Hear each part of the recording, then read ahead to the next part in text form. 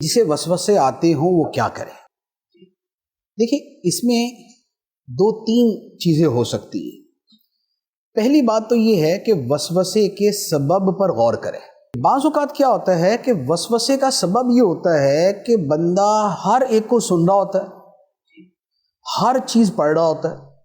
جیسے آج کا زمانہ ہے، آدمی سوشل میڈیا پہ سیدھوں کو بھی سن رہا ہے، الٹوں کو بھی سن رہا ہے۔ ان کو بھی سن رہا ہے جو دین کی طرف بلا رہے ہیں، انہیں بھی سن رہا ہے جو دین سے دور کر رہے ہیں۔ انہیں بھی سن رہا ہے جو کہہ رہے ہیں کہ بھئی 1400 سال سے جو دین سمجھا گیا وہ درست ہے، اور اب جو نئی تشریحات آ رہی ہیں یہ غلط ہیں۔ اور انہیں بھی سن رہا ہے جو یہ کہتے ہیں کہ 1400 سال سے غلط سمجھا گیا، جو میں کہہ رہا ہوں وہ صحیح ہے۔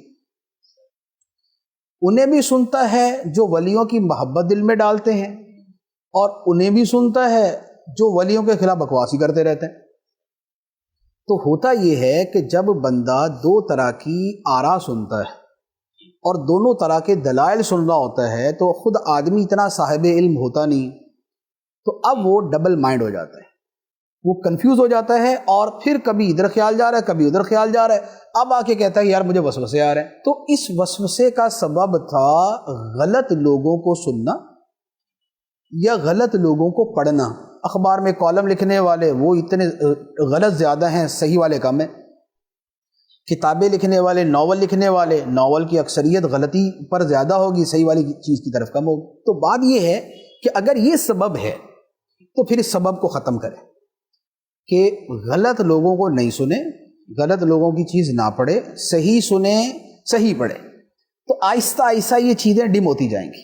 بعض اوقات آدمی جو ہے بری صحبت میں بیٹھتا ہے، کیونکہ ایک تو سوشل میڈیا ہے یا پڑھنا ہے، ایک یہ ہوتا ہے کہ دوستوں کی گیدرنگ ایسی ہے کہ جن کے لیے دین ایمان ایسی کوئی چیز ہی نہیں ہے، جو بھی جملہ بولنا چاہیں بول دیتے ہیں۔ تو جو ظلمت کا جملہ ہوتا ہے وہ دل میں بھی ظلمت پیدا کرتا ہے، اور صحبت کا اثر بڑا واضح کہ اچھی صحبت ہے اچھا اثر کرے گی، بری صحبت ہے برا اثر کرے گی۔ اسی لیے قرآن پاک میں بطور خاص بری صحبت کے بارے میں اتنا صراحت کے ساتھ فرمایا وَإِمَّا يُنْسِيَنَّكَ الشَّيْطَانُ فَلَا تَقْعُدْ بَعْدَ الذِّكْرَىٰ مَعَ الْقَوْمِ الظَّالِمِينَ، کہ اگر شیطان تجھے بھلا بھی دے اور تو غلط لوگوں کے پاس بیٹھ جائے تو یاد آنے کے بعد پھر نہ بیٹھ ان کے پاس۔ اس کا مطلب یہ ہوا کہ ان کے پاس بیٹھنا جو ہے یہ تباہ کرتا ہے۔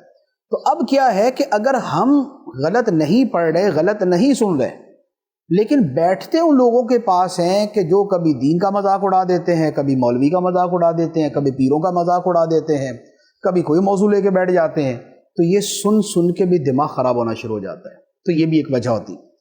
تو لہذا جب اسباب کا پتہ چل جائے تو بندہ اسباب سے دور ہو جائے۔ اس کے بعد کیا ہوتا ہے کہ ذکر الہی کی کثرت یہ بہت سے وساوس کو دور کر دیتی، اسی طرح درود پاک کی کثرت بہت سے وساوس کو دور کر دیتی ہے۔ کثرت ذکر کا فائدہ یہ ہے، حدیث مبارک میں ہے کہ شیطان جو ہے بندے کے دل میں آ کے وسوسے ڈالنے لگتا ہے، جب اللہ کا ذکر ہوتا ہے تو بھاگ جاتا ہے وہ۔ اور یہ جو آیت مبارک ہے نا، من شر الوسواس الخناس، کہ میں پناہ مانگتا ہوں وسوسے ڈالنے والے کے شر سے جو خناس ہے۔